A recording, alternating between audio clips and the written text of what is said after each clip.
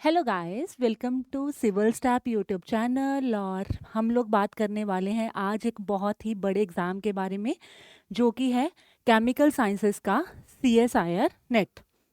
आपको थंबनेल से पता चल रहा है, CSIR नेट के बारे में बात करने वाले हैं हम। और आपको पता है कि ये वाला जो एग्ज़ाम है ये हमारा साल में 2 बार रहता है, ठीक है। एक बार हमारा जून में आता है, देन आफ्टर दैट दिसंबर में आ जाता है, राइट।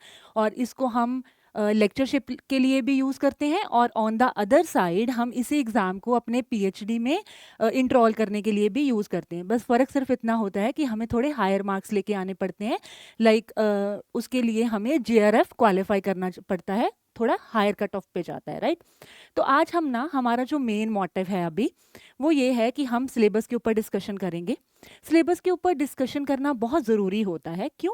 क्योंकि जैसे आप अगर कोई भी सिलेबस देखते हो तो आप सिर्फ टॉपिक नहीं देख सकते, आपको उसका डिटेल्ड सिलेबस, जब तक आपको सिलेबस नहीं समझ आ रहा तो आपको पता ही नहीं चलेगा कि कितना पढ़ना है। क्योंकि अभी आप लोगों ने, अगर कुछ ऐसे स्टूडेंट्स हैं जिन्होंने पहले भी ये पेपर फेस कर चुके हैं, उनको एक पॉइंट पे ऐसा लगता होगा कि अगर हम जैसे थोड़ा सा एक स्टेप आगे रख लेते ना तो थोड़े क्वेश्चन और इजीली, मैं एक स्टेप पीछे रह गया, इस वजह से कुछ कॉन्सेप्ट्स ऐसे थे जो मेरे माइंड में नहीं बैठ पाए, ठीक है। तो हमें वही देखना है कि कैसे पढ़ा जाए, कौन से इंपॉर्टेंट टॉपिक हैं जिनको टारगेट करा जाए, कौन सी बुक्स हैं जिनको पढ़ा जाए, और कैसे डिफरेंट डिफरेंट मॉड्यूल्स, लाइक जैसे अगर आपका ऑर्गेनिक है, इनऑर्गेनिक है, फिजिकल है, उनको किस मैनर में टारगेट करना है। हमें ईच एंड एवरीथिंग देखनी है, ठीक है। तो चलो स्टार्ट करते हैं, टाइम ना वेस्ट करते हुए। आप लोगों को पता है कि दिस इज CSIR नेट, ठीक है। हम इसको यूनियर रिसर्च फेलोशिप के लिए भी यूज़ करते हैं, और ऑन द अदर साइड हम इसको लेक्चरशिप के लिए भी यूज़ करते हैं, ठीक है। सो आगे बढ़ते हैं जी। सबसे पहले देखो, हमारे सामने जो सिलेबस है वो है for the inorganic chemistry, right. Inorganic chemistry एक ऐसा पार्ट रहता है हमारा जो हमें ये लगता है कि ये तो करना ही है। अगर कोई आप ऑर्गेनिक के हो, आपको ऑर्गेनिक में ज़्यादा इंटरेस्ट है, आप फिर भी इनऑर्गेनिक को बहुत ईजिली अप्रोच करते हो, उसको समझते हो, उसके क्वेश्चन सॉल्व करते हो, क्योंकि इसके ऊपर ना थोड़े कॉन्सेप्चुअल बेस्ड क्वेश्चन ज़्यादा आते हैं। इसमें न्यूमेरिकल्स का तो कोई रोल ही नहीं है ना, राइट। तो कॉन्सेप्चुअल बेस्ड क्वेश्चंस आने हैं, तो जो कॉन्सेप्चुअल बेस्ड क्वेश्चंस हैं वो सिर्फ कॉन्सेप्ट के ऊपर डायरेक्ट होते हैं, कोई कैलकुलेशंस नहीं है, कोई इस बात के ऊपर कोई फर्क नहीं पड़ता कि आप मेडिकल के स्टूडेंट हो या नॉन मेडिकल के स्टूडेंट हो। क्यों? क्योंकि आपको तो सिंपली अप्रोच करना है, और ये तो एक सिंपल, इसमें कोई मैथ्स का, कोई किसी चीज का कोई लेना देना नहीं है।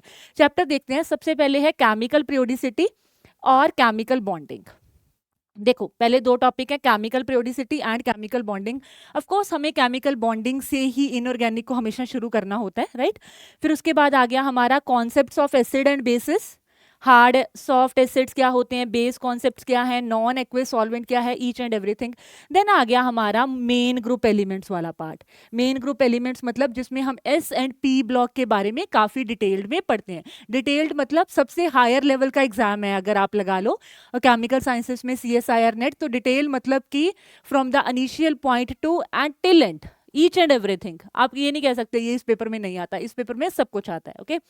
नेक्स्ट आ गया हमारा transition elements and coordination compounds, right. फिर inner transition elements like D block elements, coordination compound, organometallic compound and F block elements. Last पे वही उन्होंने बोल दिया, ऑर्गेनोमेटेलिक कंपाउंड्स, ठीक है। उनके बारे में पूरा structure, synthesis, each and everything. आगे देखते हैं। cages and metal clusters, analytical chemistry, bio inorganic chemistry, characteristics of inorganic compound, means आ गया हमारा स्पेक्ट्रोस्कोपी वाला पार्ट, ठीक है। ये आ गया हमारा स्पेक्ट्रोस्कोपी। और स्पेक्ट्रोस्कोपी के लिए आपको पता है कि वो आपका ऑर्गेनिक, इनऑर्गेनिक, फिजिकल सब में रहने वाला होता है, ओके। नेक्स्ट आ गया हमारा न्यूक्लियर केमिस्ट्री, राइट। ये हमारे 12 टॉपिक हैं, ऐसे टॉपिक जो किस में आने वाले हैं, हमारे इनऑर्गेनिक केमिस्ट्री में। अब बात करते हैं कि इनमें से कौन से टॉपिक ज्यादा अच्छे से पढ़ने चाहिए, कौन से नहीं पढ़ने चाहिए, क्यों नहीं पढ़ने चाहिए, ईच एंड एवरीथिंग, ठीक है। चलो ध्यान से देखते हैं। देखो, आपके जो टॉपिक है, केमिकल बॉन्डिंग,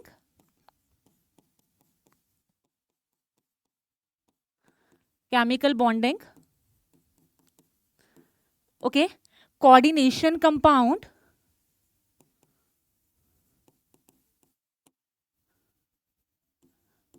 ओके। उसके बाद आ गया हमारा inorganic, bio inorganic, bio inorganic chemistry, okay, nuclear chemistry, organometallic compounds, OMC लिख रही हूँ सीधा मैं, ऑर्गेनोमेटेलिक कंपाउंड्स, ओके, ये वाले टॉपिक हो गए। और yes, the main is d and f block. ये जो टॉपिक है ना, these are very very important topic, these topics are very very important topic. हमें इनको बहुत अच्छे से स्टेप बाय स्टेप करना होता है।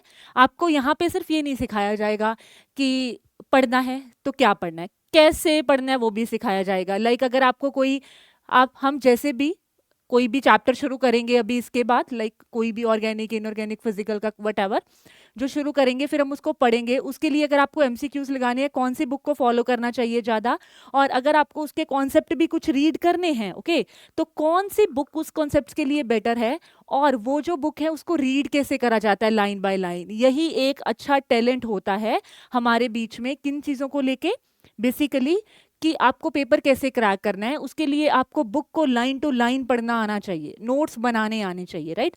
सो देखते हैं, ये बहुत इंपॉर्टेंट टॉपिक है जो हमें करने ही करने होते हैं, क्योंकि इनके ऊपर किस तरह के क्वेश्चंस आते हैं, कॉन्सेप्चुअल क्वेश्चंस आ जाते हैं, राइट।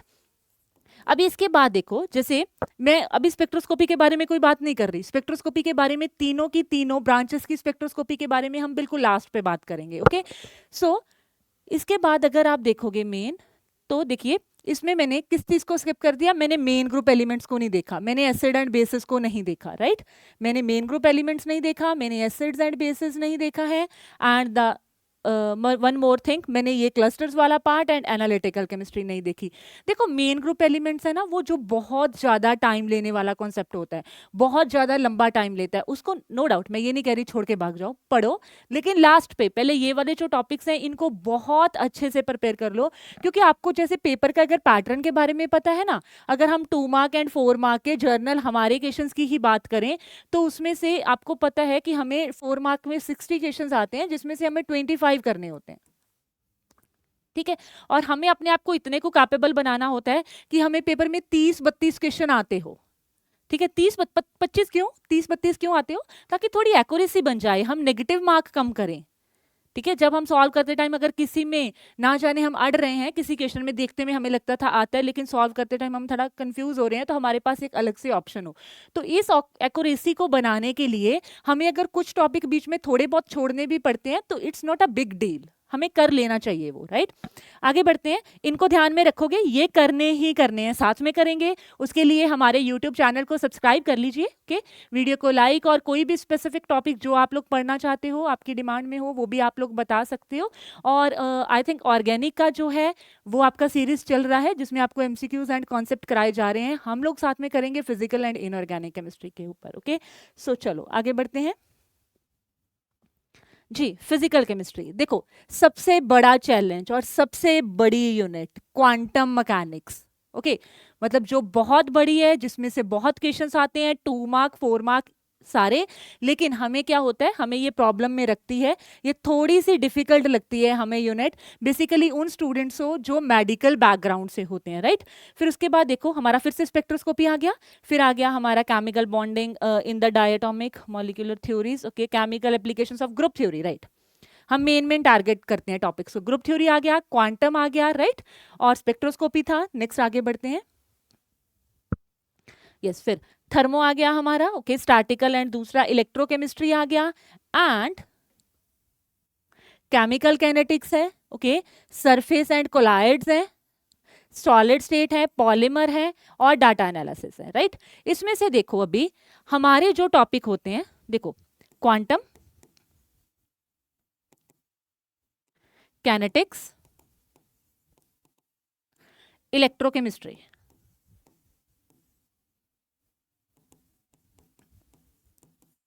एंड इलेक्ट्रोकेमिस्ट्री, ठीक है। देखो and yes, quantum, kinetics and electrochemistry, ये ऐसे टॉपिक हैं तीनों जो इंपॉर्टेंट भी रहते हैं, लेकिन इनके ऊपर बहुत ज़्यादा फॉर्मूला बेस्ड क्वेश्चंस आते हैं। तो बेसिकली जो मेडिकल वाले स्टूडेंट होते हैं वो इनमें थोड़ा सा ऐसा रह जाता है उनको कि ये नहीं हो रहे, क्योंकि इनमें कैनेटिक्स और इलेक्ट्रोकेमिस्ट्री तो फिर भी हमारी अप्रोच में आ जाती है कहीं ना कहीं, क्वांटम नहीं आती, ठीक है। फॉर द टाइम बीइंग देखो, आपका अपना माइंडसेट है, आपने अपने हिसाब से चलना है। ओके, तो मैं जैसे कई बार ऐसा भी सोचती हूँ कि अगर हम थोड़े डिफिकल्ट टॉपिक्स को पहले कवर कर जाएं तो इजी करने हमारे लिए इजी हो जाते हैं। बट कुछ बच्चों का माइंडसेट ऐसा भी होता है कि अगर वो डिफिकल्ट को पहले पकड़ लें तो उनको क्या प्रॉब्लम आ जाती है उसमें कि वो अगर उसको नहीं बहुत अच्छे से समझ पाते तो उनका मोटिवेशन एंड मोरल बिल्कुल डाउन हो जाता है, तो उनको ये लगने लगता है कि नहीं अभी अगला भी नहीं हो पाएगा, है ना। सो आपको अपने ही अकॉर्डिंग अप्रोच करना है चीज़ को। लेकिन क्वांटम को अगर हम देखें ना तो इसमें सिर्फ 4 मार्क के बड़े क्वेश्चंस ही थोड़ी आते हैं, इसमें से 2 मार्क के क्वेश्चंस भी तो आते हैं ना। तो 2 मार्क के क्वेश्चंस आने का मतलब क्या है यहाँ पे, मतलब कि अगर हम थोड़ा हल्का फुल्का भी उस चैप्टर को गो थ्रू करके जाएंगे तो एटलीस्ट 2 मार्क वाले तो कर पाएंगे ना। अगर थोड़े से क्वेश्चंस को, अगर कोई कॉन्सेप्ट्स हैं बीच में 2-4 कॉन्सेप्ट्स ऐसे हैं जो बहुत डीप हैं, जो हमसे नहीं हो रहे और हमने किसी वजह से उसको छोड़ दिया है, तो एटलीस्ट पूरा चैप्टर नहीं छोड़ सकते ना। काफी इंपॉर्टेंट टॉपिक है, बहुत ज़्यादा इंपॉर्टेंट टॉपिक है। इसके लिए कौन सी बुक पढ़नी चाहिए और कैसे इसको अप्रोच करना चाहिए, ईच एंड एवरीथिंग आपको इस चैनल पे मिलेगा। ओके, नेक्स्ट आ जाइए। इसके अलावा जो हमारे थोड़े से अच्छे वाले टॉपिक हैं, कोलाइड्स एंड सरफेस हो गया, पॉलीमर हो गया, ठीक है, जो करने ही करने हैं, बहुत सौखे हैं, बहुत नॉर्मल क्वेश्चंस आते हैं, ठीक है, और हमारे हाथ में होने वाले टॉपिक होते हैं। ये वो टॉपिक होते हैं जो हमें जेआरएफ क्वालिफाई कराते हैं, जो हमें रैंक चाहिए होता है वो मिलवाते हैं, ईच एंड एवरीथिंग। इस तरह के टॉपिक्स को कभी भी इग्नोर नहीं करना होता। देखिए जैसे इसके बाद आ गया हमारा थर्मो। थर्मो भी नो डाउट थोड़ा सा ऐसा कॉन्सेप्ट रहता है जिसमें से न्यूमेरिकल्स वगैरह पूछे जाते हैं, लेकिन कॉन्सेप्ट्स भी पूछे जाते हैं ना, तो थर्मो के ऊपर हम एक अच्छा बना सकते हैं। इसके अलावा अगर आप बात कर लो इसमें से, यस क्वांटम हो गया हमारा, और स्पेक्ट्रोस्कोपी के बारे में बिल्कुल लास्ट पे हम सबके साथ ही बात करते हैं कि क्या क्या है। नेक्स्ट हम आगे बढ़ते हैं। देखिए गाइस जी, ऑर्गेनिक केमिस्ट्री, राइट, कुछ बच्चों के लिए आई थिंक 80% बच्चों के लिए ये एक बहुत बड़ा चैलेंज हो जाती है, उनको थोड़ी डिफिकल्टी आने लगती है, ठीक है। अब इनको जब आप देखोगे ना जर्नली, जैसे आईयूपीएससी नेम दिया हुआ है, स्टीरियो केमिस्ट्री दिया है, एरोमेटिसिटी दी है, ऑर्गेनिक रिएक्टिविटी के इंटरमीडिएट्स दिए हैं, रिएक्शंस के मैकेनिज्म्स दिए हैं, बहुत सारी नेम्ड रिएक्शंस दी हैं, एंड ट्रांसफॉर्मेशन एंड रीएरेंजेंट्स दिए हैं, सॉरी, ठीक है। मतलब जो पहले 7 टॉपिक है ना वो आपको साथ में ही पढ़ने पड़ेंगे, है ना। आप ऐसा तो नहीं कह सकते कि मैं नेमिंग रिएक्शन सीख जाऊं और मेरे को रिएजेंट्स ना आते हो, आप ऐसा नहीं कह सकते, है ना। या कि मैं मेरे को एरोमेटिसिटी पता है लेकिन मैं उनके बाद इंटरमीडिएट कैसे बनते हैं, कार्बोकेटाइन एनायन कैसे बनते हैं छोड़ दें, नहीं। इनके ऊपर जो क्वेश्चंस आने हैं वो बिल्कुल एक दूसरे के साथ रिलेट करते होते हैं, हमें इन सबको एक साथ अच्छे से पढ़ना होता है, ठीक है। जिसके लिए आपका सीरीज चल रहा है हमारे चैनल पे, ठीक है, मैम पढ़ा रहे हैं और आप देखिए उनको काफ़ी अच्छा, और साथ में वो आपको एमसीक्यूज भी कराते हैं, उनकी क्लासेस ज्वाइन कीजिए, हेल्प मिलेगी आप लोगों को वहाँ से। नेक्स्ट देखिए, अगर मैं थोड़ा आगे चलूँ, देखो ऑर्गेनिक सिंथेसिस के कॉन्सेप्ट्स, एसिमेट्रिक, पेरीसाइक्लिक रिएक्शंस, इस टॉपिक के ऊपर मेन टारगेट करो बेटा। दिख रहा है ना स्क्रीन पे, पेरीसाइक्लिक रिएक्शंस, ये एक ऐसा टॉपिक होता है जिसके 4 मार्क के क्वेश्चंस भी आप लोगों ने देखे होंगे, 2 मार्क में भी देखते हो। एंड बेनिफिट पता क्या है, पूरी ऑर्गेनिक से इसका कोई लेना देना नहीं है, इसको कोई फर्क नहीं पड़ता पूरी ऑर्गेनिक में क्या हो रहा है, इसके अपने कॉन्सेप्ट्स हैं, इसके अपने रूल हैं। आपको अगर ऑर्गेनिक में थोड़ा सा ऊपर नीचे चल रहा है आपका, तो आप सबसे पहले पेरीसाइक्लिक को अप्रोच कीजिए ना, थोड़ा सा स्टेबल होइए, थोड़े क्वेश्चंस अपने हाथ में रखिए, फिर लेंगे ऑर्गेनिक के बड़े चैप्टर्स के साथ पंगा ना। पहले ये वाले नॉर्मल देखते हैं, राइट।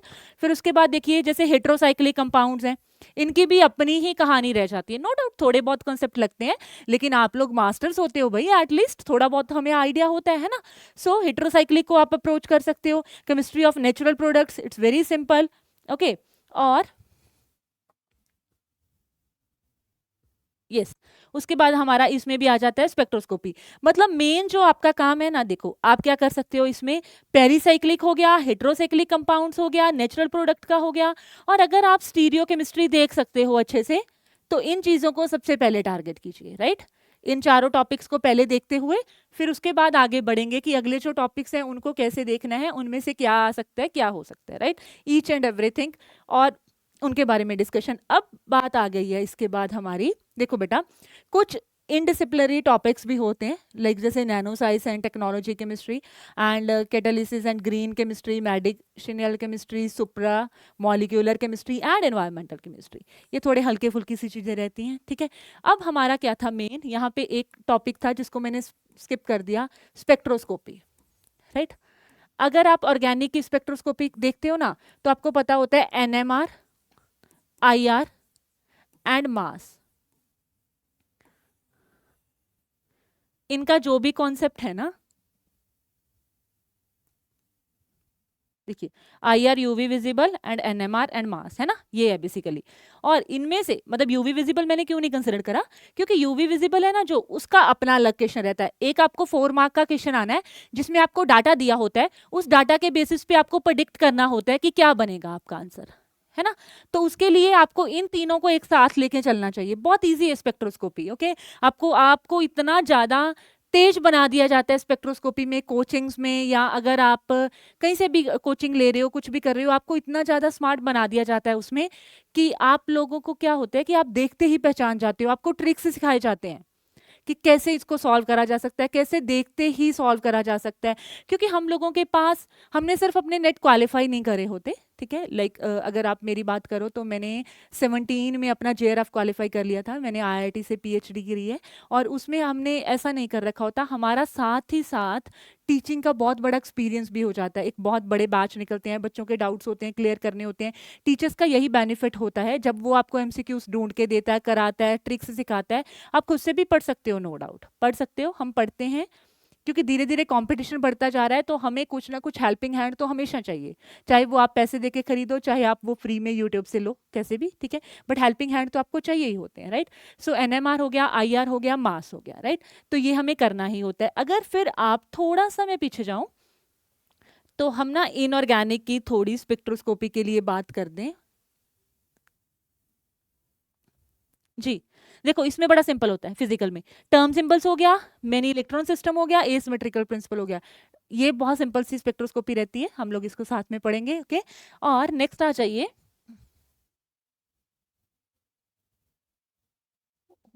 Sorry, inorganic. तो इनऑर्गेनिक में मेन हमारा है जो, that is this one, IR, Raman, NMR, EPR, मॉसबोर, UV, NQR, MS and electron spectroscopy and microscopic techniques, ठीक है। इनऑर्गेनिक की जो स्पेक्ट्रोस्कोपी, इसमें से 2 मार्क के क्वेश्चंस बेसिकली ज्यादा रहते हैं, ठीक है। सो ये था हमारा एक प्लान, जिसमें से हमने थोड़े इंपॉर्टेंट, थोड़े अनइम्पॉर्टेंट टॉपिक, अनइम्पॉर्टेंट टॉपिक का मतलब बिल्कुल भी ये नहीं है कि उनको छोड़ के भाग जाना है। उनका मतलब सिंपली ये है कि बाद में टारगेट करेंगे, पहले किनको टारगेट करना है, बाद में किनको टारगेट करना है, उनके बारे में पूरी बात होगी, ठीक है। फिर उसके बाद अभी हम एक सीरीज शुरू करेंगे, ठीक है, जिसमें हम टॉपिक्स पढ़ेंगे, और अगले ही वीडियो लेक्चर्स में आप लोगों को टॉपिक्स मिलने शुरू हो जाएंगे। पहले हम उनका एक कॉन्सेप्ट बिल्ड करा करेंगे, राइट। वहाँ पे कॉन्सेप्ट बिल्ड करते टाइम भी बीच में आपको बताया जाएगा कि ये इंपॉर्टेंट है, इसके ऊपर इस तरह का क्वेश्चन पूछा जाता है, ये भी पूछ सकता है और ये भी पूछ सकता है, कैसे चेक करना है उसने क्या पूछा और कैसे आंसर करना है क्या पूछा, ईच एंड एवरीथिंग आपको एक्सप्लेन करा जाएगा, ओके। उसके लिए आपने मेरे चैनल को सब्सक्राइब कर लेना है, ओके। और आप कोई भी स्पेसिफिक टॉपिक है जो आप पढ़ना चाहते हो, आपको लगता है फिजिकल एंड इनऑर्गेनिक का, आप लोगों ने मेरे को बताना है। ऑर्गेनिक का आपके टीचर हैं ऑलरेडी, आपने उनके साथ डिस्कस करना है। और हम लोग अभी आगे इस सीरीज को स्टार्ट करेंगे, ठीक है। आपको बैक टू बैक वीडियोस मिलेंगी, MCQ सेशन मिलेंगे, फिर लाइव सेशंस मिलेंगे, जिनमें आप लोग भी MCQs में पार्टिसिपेट करना। इस तरह से हम अपने दिसंबर वाले एग्जाम को करेंगे approach, okay. So the most important thing is this, कि अपनी प्रिपरेशन को रखिए, पिछले पेपर देखिए, उसका एनालिसिस देखिए किस तरह का आया था, कहाँ कहाँ पे आप लोगों ने गलतियां करी हैं, कैसे आपके मार्क्स कम रह गए हैं, अगर रह गए हैं तो ओके, अगर नहीं हो पाया, या अगर आपका लेक्चरशिप हो गया, आपको JRF टारगेट कर रहे थे वो नहीं हो पाया, उसके लिए कितनी को कमी रह गई है और कहाँ से टारगेट करना है, ईच एंड एवरीथिंग, ठीक है। खुद को स्टेबिलिटी दीजिए। और अगर आपको कोई भी डाउट है, ओके, कोई आप बैच ज्वाइन करना चाहते हो, उससे रिलेटेड कोई है, या कुछ भी आपके कोई डाउट्स हैं, तो आपको यहाँ पे नंबर दिया गया है स्क्रीन पे, डिस्क्रिप्शन में भी मिल जाएगा, आप वहाँ पे हमारी टीम से अप्रोच कर सकते हो, आपको पूरा हेल्प मिलेगा। और कोई भी ऐसे डाउट्स होंगे तो वो आप लोग हमें हमारे ही यूट्यूब के रख सकते हो कमेंट्स में। मिलेंगे अभी अगली वीडियोस में। Thank you guys.